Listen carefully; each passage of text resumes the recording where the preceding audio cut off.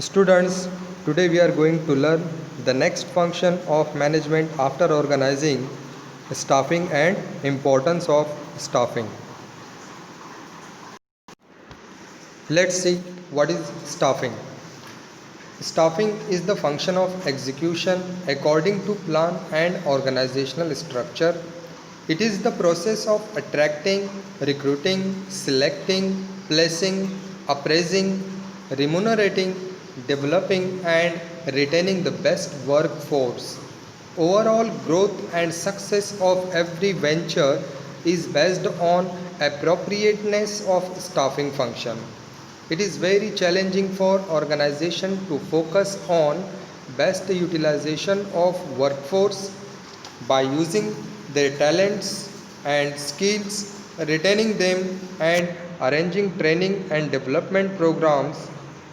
The function emphasizes managing human and not material or financial resources. Organising के बाद staffing बहुत ही important function है मैनेजमेंट का, क्योंकि मैनेजमेंट के जो अदर फंक्शंस हैं जैसे planning, organising, directing, controlling, coordinating, इन सारे फंक्शन को इफ़िशिएंट उसी वक्त बनाया जा सकता है जब स्टाफिंग फंक्शन इफ़िशिएंटली परफॉर्म किया जाए। स्टाफिंग का ताल्लुक है ऑर्गेनाइजेशन के मैन पावर से, ह्यूमन रिसोर्स से, वर्कफोर्स से, यानी ऑर्गेनाइजेशन में जो एम्प्लॉयज़ काम कर रहे हैं, जो मैन पावर काम कर रहा है, उससे रिलेटेड ये फंक्शन है। एक्चुअल में स्टाफिंग क्या है? स्टाफिंग फंक्शन जो है एक एग्जीक्यूशन फंक्शन है। किस चीज़ का एग्जीक्यूशन? एग्जीक्यूशन फंक्शन है according to plan and organisational structure. जो प्लान बनाया गया है और जो ऑर्गेनाइजेशनल स्ट्रक्चर बनाया गया है उसको एग्जीक्यूट करने का काम स्टाफिंग फंक्शन के ज़रिए होता है। अब स्टाफिंग एक्चुअल में एक प्रोसेस है। Staffing is a process of attracting.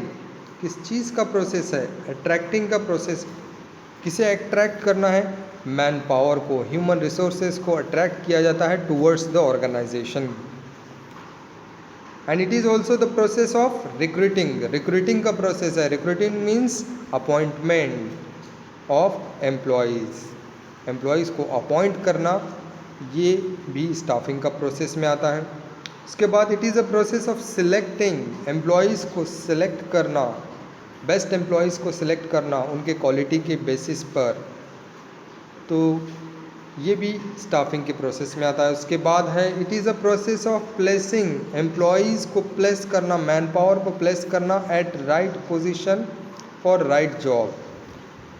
And it is also the process of appraising. Employees का अप्रेजल करना, परफॉर्मेंस अप्रेजल, उन्हें रिवार्ड्स देना, मोटिवेट करना, ये भी स्टाफिंग फंक्शन में आता है। And it is also the process of remunerating. Process of remunerating means it is process of making the payment or fixing the salary of the manpower. Next, developing and retaining the best workforce, and it is also the process of developing and retaining the best workforce. Employees यानी कि जो workforce है organization में, उनको develop करना और retaining the best workforce, यानी जो बेस्ट वर्कफोर्स है बस वही हमारे ऑर्गेनाइजेशन में रखना है। Overall growth and success of every venture is based on appropriateness of staffing function. किसी भी ऑर्गेनाइजेशन का ओवरऑल ग्रोथ और सक्सेस उसी वक्त होता है जब स्टाफिंग फंक्शन अप्रोप्रिएटली परफॉर्म किया जाता है। And it is very challenging for organization to focus on best utilization of workforce. हर ऑर्गेनाइजेशन के लिए ये चैलेंज है कि वो अपने वर्कफोर्स का बेस्ट यूटिलाइजेशन करे। किस तरह से? By using their talents and skills, retaining them and arranging training and development programmes. उनके टैलेंट और स्किल को इस्तेमाल करके और ट्रेनिंग और डेवलपमेंट प्रोग्राम कंडक्ट करके जो है एम्प्लॉयज़ का बेस्ट यूटिलाइजेशन करना हर ऑर्गेनाइजेशन के सामने एक चैलेंज होता है। The function emphasises managing human and not material और फाइनेंशियल रिसोर्सेज। इस फंक्शन का ताल्लुक किससे है? मैनेजिंग ह्यूमन रिसोर्सेज से। सिर्फ ह्यूमन रिसोर्सेज को मैनेज करना यही इस फंक्शन का मकसद है। इसका ताल्लुक मटेरियल और फाइनेंशियल रिसोर्सेज से बिल्कुल भी नहीं है, सिर्फ जो है ये मैन पावर से, ह्यूमन रिसोर्सेज से ताल्लुक़ रखता है। The need of staffing arises since the initial period of organisation. Staffing की ज़रूरत जो है ऑर्गेनाइजेशन को शुरुआत से ही होती है। Due to promotion, transfer, business expansion, retirement, resignation, accident, death of employees etcetera. Staffing function की ज़रूरत जब एम्प्लॉयज़ का प्रमोशन करना होता है, उसका ट्रांसफ़र करना होता है, या बिज़नेस का एक्सपांशन करना होता है, जब एम्प्लॉयज़ रिटायरमेंट होते हैं, उसके बाद कोई एम्प्लॉय रिज़ाइन करता है, किसी का एक्सीडेंट होता है, किसी की डेथ होती है, तो उस वक्त जो है स्टाफिंग फंक्शन की ज़रूरत होती है। Vacancies are created in organisations. In this context staffing function plays very important role in organisation. तो ये सारे कंटेंट में ऑर्गेनाइजेशन में जो है स्टाफिंग फंक्शन बहुत ही इंपॉर्टेंट रोल प्ले करता है। Right person at right job with right pay is the basic principle of staffing. Staffing का बेसिक प्रिंसिपल क्या है? राइट पर्सन को राइट जॉब पर राइट पे के साथ अपॉइंट करना, ये स्टाफिंग का बेसिक प्रिंसिपल है। तो स्टाफिंग में right person is appointed at a right place with a right पे scale. Now we have to see the definition of staffing. Number one, according to Theo Hamann, the staffing function pertains to the recruitment, selection, development, training and compensation of subordinate manager. थियो हेमन के मुताबिक staffing function का ताल्लुक है recruitment से है, selection से है, डेवलपमेंट से है, training and compensation of subordinate manager. तो सबॉर्डिनेट मैनेजर्स जो होते हैं, यानी जो एम्प्लॉयज़ होते हैं, मैन पावर होता है, मैन फोर्स होता है, वर्क फोर्स होता है, उनका ट्रेनिंग करना, उनका सिलेक्शन करना, उनका डेवलपमेंट करना, उनको कॉम्पेंसेशन पे करना, ये स्टाफिंग फंक्शन कहलाता है। Next, according to Luther Gulick, staffing is the whole personnel function of bringing in and training the staff and maintaining foreable conditions of work। तो स्टाफिंग फंक्शन ल्यूथर गुलिक के मुताबिक पर्सोनल से ताल्लुक़ रखता है। पर्सोनल फंक्शन है, पर्सोनल यानी जो मैन पावर काम कर रहा है, ह्यूमन रिसोर्सेज होता है, उसको पर्सोनल कहा जाता है। तो उनकी ट्रेनिंग करना है और उनको मेंटेन करना है बेस्ट वर्क कंडीशन के लिए। तो ये दो डेफिनेशन हमने देखे हैं, तो इसमें से आपको कोई एक ही डेफिनेशन लिखना होता है एग्जामिनेशन में जो आपको इजी लगती है। नेक्स्ट हम देखते हैं importance of staffing. Number one, effective managerial function. Staffing is the key to effective performance of other functions of management such as planning, organising, directing and controlling. Competent workforce can work effectively in different functional areas like production, sales, finance, etc. The outcome of other function is based on the effectiveness of staffing। तो staffing का पहला importance, पहला advantage ये है कि staffing function एक effective managerial functions है। जितने भी मैनेजमेंट के फंक्शंस हैं, ऑर्गेनाइजिंग है, प्लानिंग है, डायरेक्टिंग है, कोऑर्डिनेटिंग, ये सारे फंक्शन जो हैं स्टाफिंग के इफ़ेक्टिवनेस पर डिपेंड करते हैं। तो स्टाफिंग अगर इफ़ेक्टिव रहेगी तभी जो है सारे फंक्शंस जो है मैनेजमेंट के इफ़िशिएंटली परफॉर्म किए जा सकते हैं। तो स्टाफिंग का ताल्लुक जैसे मैंने आपको बताया एक वर्कफोर्स से होता है, और ये वर्कफोर्स जो है ऑर्गेनाइजेशन के हर डिपार्टमेंट में काम करता है, चाहे वो प्रोडक्शन डिपार्टमेंट हो, सेल्स हो, फाइनेंस हो। तो जितने भी मैनेजमेंट के अदर फंक्शंस है उसका आउटकम जो होता है स्टाफिंग फंक्शंस के इफ़ेक्टिवनेस पर डिपेंड करता है। नेक्स्ट है leads to effective utilisation of human resources. Staffing function leads to effective utilisation of human resources, that is workforce. Proper care is taken at every stage such as recruitment, selection, placement, remuneration, training, development, etc.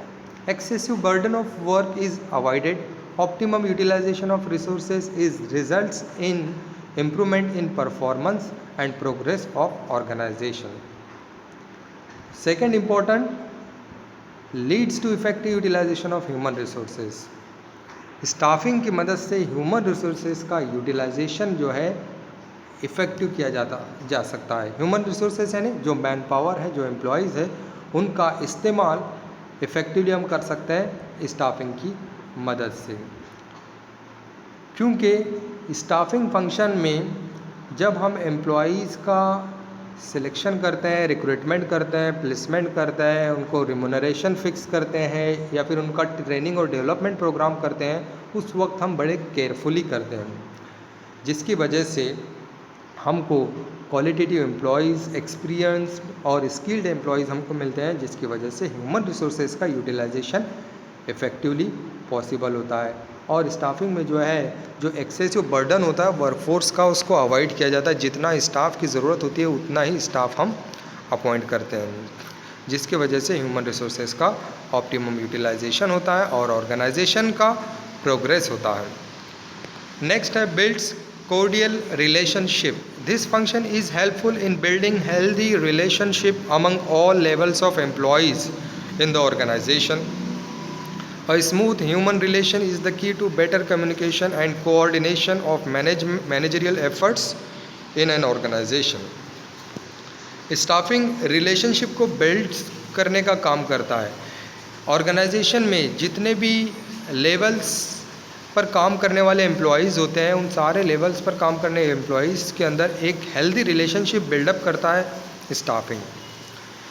और ये smooth relation जो है organisation और managerial efforts के लिए बहुत ही important होता है, तभी जाकर हम जो है इफ़िशेंटली फंक्शंस को परफॉर्म कर सकते हैं और ऑर्गेनाइजेशनल ऑब्जेक्टिव्स को अचीव कर सकते हैं।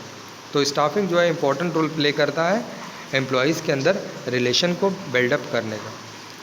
नेक्स्ट है helps human resource development. Number 4,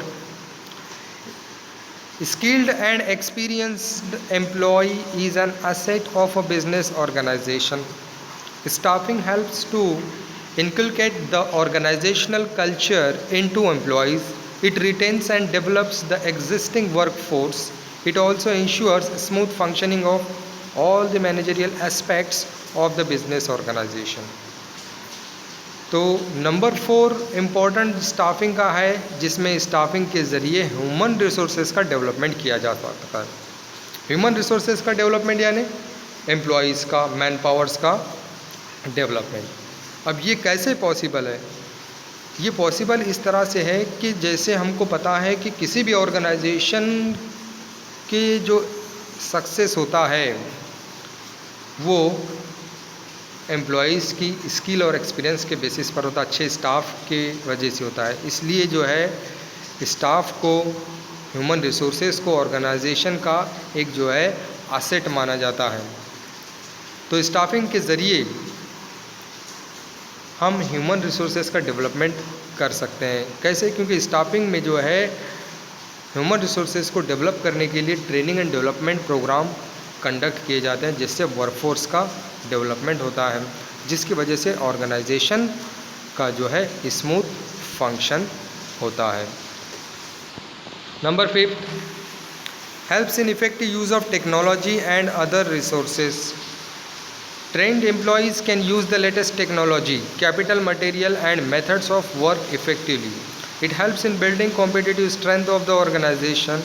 It is also helpful in improving standard of work and productivity in terms of quality and quantity. Next important क्या है? स्टाफिंग की मदद से एम्प्लॉयज़ जो है इफ़ेक्टिवली टेक्नोलॉजी का और अदर रिसोर्सेज का यूटिलाइजेशन कर सकते हैं, उसका इस्तेमाल कर सकते हैं। क्योंकि स्टाफिंग के ज़रिए एम्प्लॉयज़ को ट्रेनिंग दी जाती है, डेवलपमेंट प्रोग्राम कंडक्ट किए जाता है जिनमें एम्प्लॉयज़ को नई टेक्नोलॉजी से अपडेट कराया जाता है, जिसकी वजह से इन टेक्नोलॉजी का और मेथड्स ऑफ प्रोडक्शन का, नए नए मटेरियल का, नए नए कैपिटल स्ट्रक्चर का जो है बेस्ट यूटिलाइजेशन एम्प्लॉइज़ कर सकते हैं, जिसकी वजह से हर एम्प्लॉइज़ का स्टैंडर्ड जो है इम्प्रूव होता है और उसी के साथ साथ जो है ऑर्गेनाइजेशन की जो प्रोडक्टिविटी है, क्वालिटी और क्वांटिटी दोनों में इम्प्रूवमेंट होता है। Next important, improve efficiency. Training and development programs are offered to the employees for self-development and organizational development. Through proper selection, the organization gets quality employees, and through proper training, the performance level of the employees can be improved. Staffing का एक और important है जो employees की efficiency को improve करता है। Employees की एफिशिएंसी को इम्प्रूव करने के लिए ट्रेनिंग और डेवलपमेंट के प्रोग्राम ऑफ़र किए जाते हैं, जिससे एम्प्लॉयज़ का सेल्फ डेवलपमेंट होता है और ऑर्गेनाइजेशन का भी डेवलपमेंट होता है। प्रॉपर सिलेक्शन की वजह से ऑर्गेनाइजेशन बेस्ट और क्वालिटेटिव एम्प्लॉयज़ हासिल कर सकता है और ट्रेनिंग और डेवलपमेंट प्रोग्राम की वजह से एम्प्लॉयज़ के एफिशिएंसी को, उनके परफॉर्मेंस लेवल को इम्प्रूव किया जा सकता है। Next number 7, long term effect. Qualified, efficient and skillful workforce is always an asset of the organization. Proper selection of employees leads the organization towards the path of success. Naturally, long-term positive effects can be observed on the efficiency of an organization. तो ये बहुत ही advantage है organise staffing के लिए, staffing function में long term effect. Staffing का जो है लॉन्ग टर्म इफ़ेक्ट देखने मिलता है ऑर्गेनाइजेशन को, क्योंकि क्वालिफाइड और एफिशिएंट और स्किलफुल वर्कफोर्स जो होता है ऑर्गेनाइजेशन के लिए एसेट होता है। और जब हम प्रॉपर सिलेक्शन करते हैं एम्प्लॉयज़ का, तो हमको ऑर्गेनाइजेशनल ऑब्जेक्टिव्स इजीली अचीव कर सकते हैं और सक्सेस अचीव कर सकते हैं। जब इन एम्प्लॉयज़ का प्रॉपर सिलेक्शन होता है, अपॉइंटमेंट होता है, इससे हमको लॉन्ग टर्म बेनिफिट मिलता है और ऑर्गेनाइजेशन की एफिशिएंसी कंटिन्यूसली इंक्रीज़ होती रहती है। तो ये 7 पॉइंट्स हमने इम्पोर्टेंस ऑफ स्टाफिंग में कंप्लीट किए हैं। 7 पॉइंट सफिशिएंट होते हैं 8 मार्क्स के क्वेश्चन के लिए। तो जैसे मैंने आपको बताया था लास्ट लेक्चर में कि सिलेबस चेंज हो चुका है, क्वेश्चन पेपर का पैटर्न भी चेंज हो चुका है। 4 मार्क्स वाले क्वेश्चन और 8 मार्क्स वाले क्वेश्चन और 2 मार्क्स वाले क्वेश्चंस भी जो है इंक्लूड किए गए हैं। प्रीवियस ईयर जो था मार्किंग स्कीम 5 मार्क्स और 10 मार्क्स वाले क्वेश्चन थे। अब यहाँ पर 5 मार्क्स के लिए पूछा जा रहा है तो 4 मार्क्स सफिशिएंट है, और 8 मार्क्स के लिए पूछा जा रहा है तो 6 पॉइंट सफिशिएंट है। 6 पॉइंट इसलिए सफिशिएंट है, मीनिंग का 1 मार्क होता है, डेफिनेशन का 1 मार्क होता है, और 6 पॉइंट के 6 मार्क, इस तरह से 8 मार्क्स के लिए ये क्वेश्चन पूछा जाता है। तो इसलिए हम यहाँ पर सिर्फ 7 पॉइंट एक्सप्लेन कर रहे हैं। Thanks for watching, like share and subscribe the video.